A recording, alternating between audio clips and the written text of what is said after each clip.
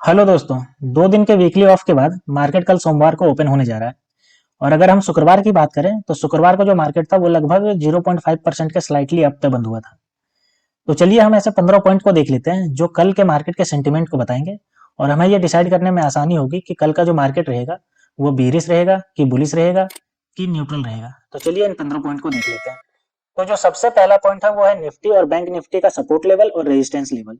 तो निफ्टी का जो इमीडिएट सपोर्ट मिलेगा वो 21,672 पे मिलने वाला है पहला। और दूसरा जो मिलेगा वो 21,631 पे मिलेगा और तीसरा जो मिलेगा वो 21,564 पे मिलेगा। वहीं अगर हम इसके इमीडिएट रेजिस्टेंस की बात करें तो आपका 21,799 पे पहला रेजिस्टेंस मिलने वाला है, ठीक है। और दूसरा जो मिलेगा वो 21,847 और तीसरा जो मिलेगा वो 21,914 पे मिलेगा, ठीक है। अब निफ्टी बैंक की अगर हम बात करते हैं तो इसका जो इमीडिएट आपको जो सपोर्ट मिलने वाला है वो आपका 45,076 पे मिलने वाला है पहला। और दूसरा जो मिलने वाला है वो 44,873 पे मिलने वाला है। और तीसरा जो मिलने वाला है वो 44,545 पे मिलने वाला है। अगर हम रेजिस्टेंस की बात करते हैं तो इसका पहला रेजिस्टेंस 45,713 पे मिलने वाला है। दूसरा रेजिस्टेंस 45,935 पे मिलने वाला है। और तीसरा रेजिस्टेंस 46,263 पे मिलने वाला है। अब हम कॉल ऑप्शन डेटा को देख लेते हैं। तो अगर हम बात करें तो जो सबसे ज्यादा कॉल स्ट्राइक हुआ है वो 22,000 पे सबसे ज्यादा कॉल स्ट्राइक हुआ है, जो कि हुआ है आपका 70,98,000 का कॉल स्ट्राइक हुआ है, ठीक है। वहीं अगर हम दूसरी बात करें तो ये 23,000 पे स्ट्राइक हुआ है, जो कि आपका 54.03 लाख का कॉन्ट्रैक्ट स्ट्राइक हुआ है। और उसके बाद जो स्ट्राइक हुआ है वो 22,700 पे स्ट्राइक हुआ है, जो कि 48.57 लाख कॉन्ट्रैक्ट स्ट्राइक हुआ है। यानी कि कॉल लेने वाले सबसे ज्यादा जो लिए हैं वो 22,000 पे लिए हैं। इसका ये मतलब है कि इनको लग रहा है कि मार्केट जो है वो 22,000 से ऊपर ऊपर ही रहेगा, जिसकी वजह से ये सबसे ज्यादा लिए हैं वो 22,000 पे लिए हैं, ठीक है। वहीं अगर हम कॉल राइटिंग करने वालों की अगर बात करते हैं तो उन्होंने सबसे ज्यादा जो राइटिंग की है वो 22,700 पे सबसे ज्यादा राइटिंग की है, जो कि 19.59 लाख कॉन्ट्रैक्ट की है, ठीक है। और अगर दूसरी बात करें तो ये आपका 22,500 पे हुआ है और तीसरा जो हुआ वो 22,200 पे हुआ है। 22,500 की अगर बात करें तो 14.31 लाख हुआ है और 22,200 पे जो बात करें वो 13.68 लाख हुआ है। इसका मतलब है कि कॉल राइटिंग करने वालों को लग रहा है कि जो मार्केट है वो 22,700 से नीचे नीचे ही रहेगा। इसलिए सबसे ज्यादा जो स्ट्राइक हुआ है कॉल राइटिंग वो 22,700 पे स्ट्राइक हुआ है। अब हम पुट ऑप्शन डेटा को देख लेते हैं। तो सबसे ज्यादा जो पुट ऑप्शन स्ट्राइक हुआ है यानी कि पुट जो खरीदा गया वो 21,500 पे खरीदा गया है सबसे ज्यादा।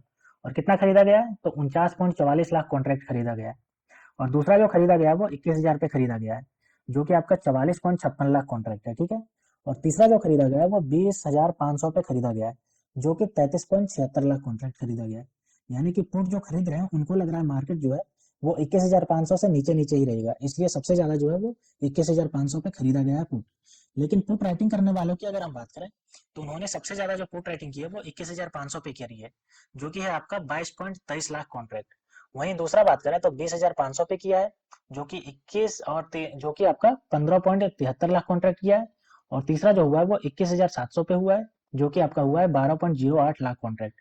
यानी कि पुट राइटिंग करने वालों को लग रहा है कि जो मार्केट है वो 21,500 से ऊपर ऊपर ही रहेगा, इसलिए ये 21,500 पे पुट राइटिंग सबसे ज्यादा करने को मिला है, ठीक है। अब हम high delivery percentage of stocks को देख लेते हैं, यानी कि कौन कौन से स्टॉक्स हैं जो इन्वेस्टर सबसे ज्यादा अपने डिलीवरी ले रहे हैं। तो इससे हमें यह पता चलता है कि इन जो ये जो स्टॉक है इनका आने वाले समय में और ज्यादा प्राइस जाएगा ऊपर, इसलिए ये डिलीवरी परसेंटेज में हाई रहते हैं, ठीक है। तो चलिए एक एक करके नाम में पढ़ देता हूँ।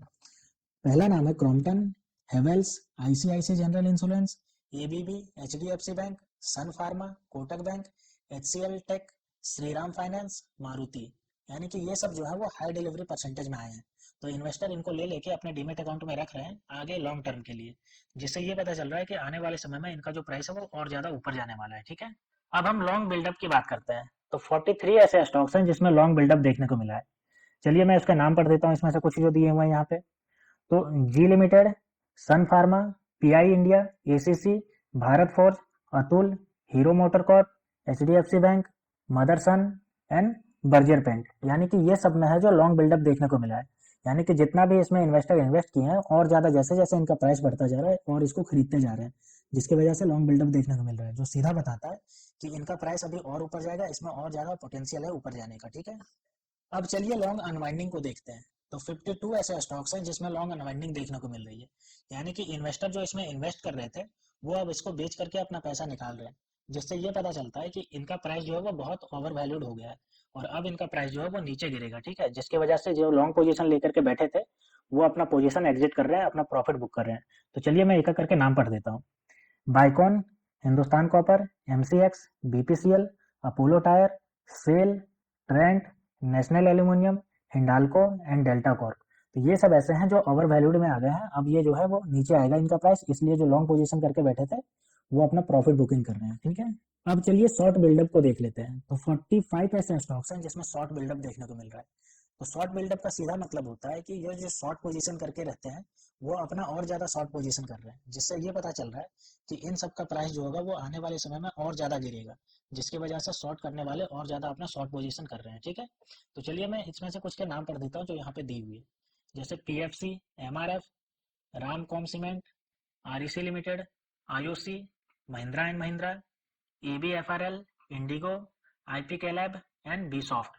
ये सब ऐसे स्टॉक्स हैं जिनका प्राइस और ज्यादा नीचे गिरने के चांसेस है, जिसकी वजह से जो शॉर्ट करके बैठे हैं वो अपना और ज्यादा शॉर्ट पोजीशन एक्वायर कर रहे हैं। ठीक है, अब अगला पॉइंट शॉर्ट कवरिंग को देख लेते हैं। तो 47 ऐसे स्टॉक्स हैं जिसमें शॉर्ट कवरिंग देखने को मिल रहा है, यानी कि ये जो शॉर्ट पोजीशन लेकर के बैठे थे अब वो अपना बेच करके अपना पोजीशन एग्जिट कर रहे हैं, यानी कि वो अपना जो शॉर्ट करके बैठे थे उसको शॉर्ट कवरिंग कर रहे हैं। ठीक है, तो इससे ये पता चलता है कि इनका जो प्राइस जितना नीचे जाना था उतना नीचे चला गया, अब इनका प्राइस ऊपर जाएगा। ठीक है, तो चलिए इसमें से कुछ के नाम यहाँ पे दिए हैं तो वो पढ़ देता हूँ मैं, जैसे UBL, India cement, siemens, PNB, Cummins India, OFSS, lupin, DLF, Britannia, Bajaj auto. तो ये सबका पोजीशन जितना भी मार्केट प्राइस नीचे जाना था वो नीचे पहुंच गया है, अब ये बाउंस बैक करेंगे, इसलिए शॉर्ट पोजीशन करने वाले अपना शॉर्ट कवरिंग करके एग्जिट कर रहे हैं वहां पे। ठीक है, अब अगला बात करते हैं तो पीसीआर यानी कि पुट कॉल रेशियो। और हम जानते हैं कि पुट कॉल रेशियो हमें बताता है मार्केट के सेंटीमेंट को। अगर पुट कॉल रेशियो का वैल्यू 1 से ऊपर है तो मार्केट का जो सेंटीमेंट रहता है वो बेरिश सेंटीमेंट रहता है।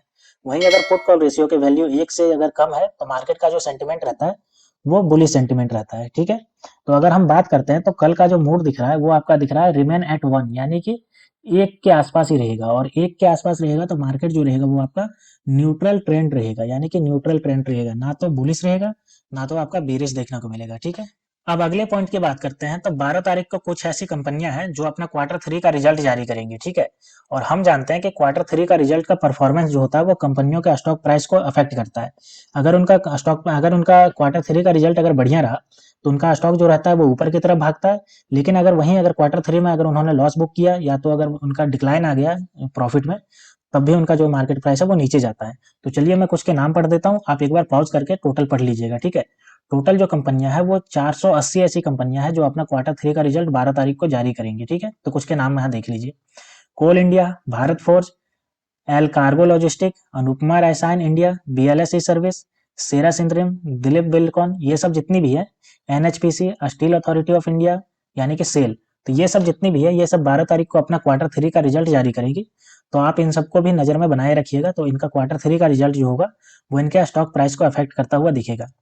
अब अगले पॉइंट की बात करें तो अगला पॉइंट है स्टॉक्स इन द न्यूज, यानी कि शुक्रवार को जब मार्केट बंद हुआ तो उसके बाद इन सब कंपनियों के न्यूज निकल के आए, और हम जानते हैं कि जब भी किसी का न्यूज निकल के आता है तो उसका स्टॉक प्राइस सीधे इफेक्ट होता है।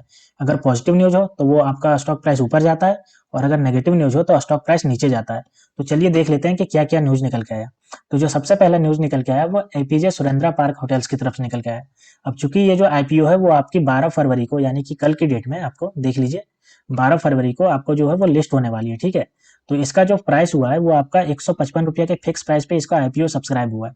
तो कल आप देख लीजिएगा, अगर आपने भी इसको सब्सक्रिप्शन लिया है इसका, तो कल जब ये लिस्ट होगी तो आपको पता चलेगा कि इसका लिस्टिंग गेन कितना ज्यादा मिल रहा है या फिर आपको लॉस हो रहा है, तो इसको ध्यान में रखिएगा। ठीक है, दूसरा जो न्यूज निकल के आया वो ओएनजीसी यानी कि oil and natural gas corporation की तरफ से निकल के आया। चूंकि इसने क्वार्टर 3 का रिजल्ट जारी किया है जिसमें इसने कंसोलिडेट प्रॉफिट जो बताया है वो 9,536 करोड़ का कंसोलिडेट प्रॉफिट बताया है। ठीक है, और इसका जो प्रॉफिट है वो डाउन 13.7% से डाउन चला गया है compare two year on year basis पे। अब चूंकि इसका प्रॉफिट है वो डाउन गया है, जिसकी वजह से इसका स्टॉक प्राइस भी कल आपको डाउन की तरफ जाता हुआ दिखेगा। अगर इसके रिवेन्यू की बात करें तो इसका रिवेन्यू भी ईयर ऑन ईयर बेसिस पे जो है वो डाउन गया है 9.8% से। ठीक है, तो आपको कल के डेट में इसका जो प्राइस होगा वो नेगेटिव आपको दिखेगा इसी की वजह से, क्योंकि इसका जो रिवेन्यू है वो डाउन गया है। ठीक है, दूसरी कंपनी की बात करें तो वो है ऑरोबिंदो फार्मा। इसका भी क्वार्टर 3 का रिजल्ट आया है जिसमें इसने कंसोलिडेट नेट प्रॉफिट जो बताया है वो 936 करोड़ का बताया है। ठीक है, और इसने ये भी बताया कि राइजिंग शार्पली बाय 90.6%, यानी कि इसका क्वार्टर 3 का रिजल्ट जो है वो 90.6% से बढ़ा है ईयर ऑन ईयर बेसिस पे। ठीक है। तो इससे आपको कल का जो इसका स्टॉक प्राइस है वो अपवर्ड डायरेक्शन में रॉकेट की तरह भागता हुआ दिखेगा, क्योंकि लगभग ये दोगुना इसका जो है वो Q3 का रिजल्ट जो 2022 से 2023 में बढ़ गया है, ठीक है। अगर हम इसके ऑपरेशन की बात करें, रेवेन्यू फ्रॉम ऑपरेशन की, तो उसमें जो चेंज आया वो देखिए 14.7% से ईयर ऑन ईयर बेसिस पे ये भी बढ़ा है। तो आपका ये कल का प्राइस में आपको रॉकेट की तरह ऊपर जाता हुआ दिखेगा, तो इसको भी ध्यान में रखिएगा, ठीक है। अगला जो न्यूज निकल के आया वो आपका डिविस लेबोरेटरीज की तरफ से निकल के आया, और इसने जो Q3 का रिजल्ट जो जारी किया उसमें नेट प्रॉफिट जो है वो 358 करोड़ की नेट प्रॉफिट बताया, ठीक है, जो कि 17% से बढ़ा है ईयर ऑन ईयर बेसिस पे, ठीक है। तो इसका 17% से चूंकि बढ़ा है तो कल का इसका स्टॉक प्राइस भी आपको अपवर्ड मूवमेंट की तरफ दिखेगा, ठीक है। रिवेन्यू की अगर बात करें तो रिवेन्यू भी 8.6% से बढ़ा है, ठीक है, जो कि इसका 1855 करोड़ का रिवेन्यू रहा Q3 का। तो ये भी आपको अपवर्ड डायरेक्शन में जाता हुआ कल दिखेगा, ठीक है। अब अगर हम अगले कंपनी की बात करें तो वो आपका जो है वो multi commodity exchange of India यानी कि MCXC यानी कि multi commodity exchange of India की तरफ से निकल के आया, और ये निकल के आया कि इसने जो किया है वो नेट लॉस किया है। कितना किया है Q3 में? 5.35 करोड़ का नेट लॉस किया है। अब चूंकि इसने लॉस बुक किया है जिसकी वजह से कल जो इसका प्राइस होगा वो आपको डाउनवर्ड डायरेक्शन में जाता हुआ दिखेगा, ठीक है। अगर हम बात करें पिछले साल की, तो पिछले साल इसने जो है वो 38.79 करोड़ का प्रॉफिट किया था। अब चूंकि Q3 2022 में इसने प्रॉफिट किया था, लेकिन Q3 2023 में जो है इसने लॉस बुक किया है, तो जो कल का प्राइस होगा वो हेविली इसका गिरता हुआ दिखेगा, क्योंकि ये जो कंपनी है वो लॉस बुक करी है, ठीक है। तो आप भी कल इसको ध्यान में रखिएगा। अगर हम इसके रेवेन्यू की बात करें तो रेवेन्यू जो है वो 33.4% से ईयर ऑन ईयर बेसिस पे बढ़ा है, ग्रे हुआ है, लेकिन फिर भी इसका जो है वो नेट लॉस हुआ है। रेवेन्यू जो इसका रहा वो 191.5 करोड़ का इसका रेवेन्यू रहा, लेकिन चूंकि इसने लॉस बुक किया है तो कल इसका जो मार्केट प्राइस होगा वो डाउन साइड में जाता हुआ दिखेगा। तो ये सब जो न्यूज है वो कल शुक्रवार को जब मार्केट बंद हुआ तो उसके बाद निकल के आए हैं। तो इन सब का मार्केट प्राइस कल आपको अफेक्ट होता हुआ दिखेगा अकॉर्डिंगली, जैसे जैसे न्यूज है वैसे वैसे मार्केट प्राइस अफेक्ट होता हुआ दिखेगा। तो आप इन सबको भी अपना ध्यान में रखिएगा, ठीक है। अब हम फंड फ्लो को देख लेते हैं। तो इंडेक्स फ्यूचर की बात करें तो 657 करोड़ इसमें आए हैं फंड इंडेक्स फ्यूचर में, ठीक है। अगर हम स्टॉक फ्यूचर की बात करें तो आपका 2173 करोड़ इससे बाहर गए हैं। अगर हम इंडेक्स ऑप्शन की बात करें तो 6381 करोड़ इससे बाहर गए।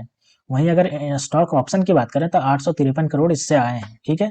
अब चलिए FII और DII डेटा को देख लेते हैं कि कितना खरीद या बिक्री करी है इन्होंने। तो अगर FII की बात करें तो इन्होंने जो है वो नेट बाउट किया है। कितना किया बाउट? 141.95 करोड़ का नेट बाउट किया है, ठीक है, यानी खरीदा है। वहीं अगर DII की बात करें तो इन्होंने 421.87 करोड़ का बेचा है। तो चूंकि FII जो है वो ज्यादा कम खरीदी है, वहीं DII है जो ज्यादा बेची है, तो जिसकी वजह से आपको जो मार्केट में सेंटिमेंट रहेगा वो आपका बेरिश सेंटिमेंट देखने को मिलेगा, ठीक है। अब हम अगले और लास्ट पॉइंट की बात करते हैं, तो वो है stocks under FNO ban on NSE। यानी कि NSE जो है वो कुछ ऐसे स्टॉक्स का फ्यूचर एंड ऑप्शन बैन कर देती है, आप उसमें फ्यूचर और ऑप्शन नहीं कर पाते। तो चलिए कौन कौन से हैं अभी जो इसमें लिस्ट में, तो चलिए देख लेते हैं, नाम पढ़ लेते हैं। तो इन्होंने जो है वो जी इंटरटेनमेंट को ऐड कर लिया है, ठीक है, यानी कि 12 फरवरी को जी इंटरटेनमेंट पे में आप ना तो फ्यूचर कर पाएंगे ना तो ऑप्शन कर पाएंगे। वहीं अगर बात करें तो पहले से इसमें जो है वो अशोक लेलैंड है, अरबिंदो फार्मा है, बलराम चीनी मिल्स है, Biocon, delta Corp, Hindustan copper, India cement, Indus tower, Punjab national bank, SAIL यानी सेल एंड UPL। तो ये सब जो है ये पहले से ऑलरेडी FNO बैन की लिस्ट में चल रहे हैं, ठीक है। लेकिन जो है वो नया ऐड किया है, 12 तारीख को ऐड करेगी, वो जी इंटरटेनमेंट को कर रही है, जिसकी वजह से आप इसमें फ्यूचर एंड ऑप्शन नहीं कर सकते। और अगर हम बात करें तो इसमें से नेशनल एल्यूमिनियम को इसने हटा दिया है FNO बैन से, यानी कि आप उसमें फ्यूचर एंड ऑप्शन कर सकते हैं, ठीक है। तो दोस्तों ये सब जो पॉइंट थे जो अभी हमने डिस्कस करे वे आपके कल के मार्केट के सेंटिमेंट को समझने के लिए आपके मदद कर सकते हैं, और आपको बताएंगे कि कल का मार्केट जो का सेंटिमेंट जो रहेगा वो बुलिश सेंटिमेंट रहेगा या बेरिश सेंटिमेंट रहेगा या न्यूट्रल सेंटिमेंट रहेगा। तो कल के मार्केट ओपन होने से पहले आप एक बार इसको थरोली समझिए और एनालाइज करिए, उसके बाद कल के मार्केट में आप एंट्री लीजिए अगर आप ट्रेडिंग करना चाहते हैं तो, ठीक है। तो दोस्तों ऐसी ही वीडियो देखने के लिए आप मेरे चैनल को सब्सक्राइब कर लीजिए। तो मिलते हैं दोस्तों नेक्स्ट वीडियो में, तब तक के लिए स्टे ट्यून्ड, थैंक यू।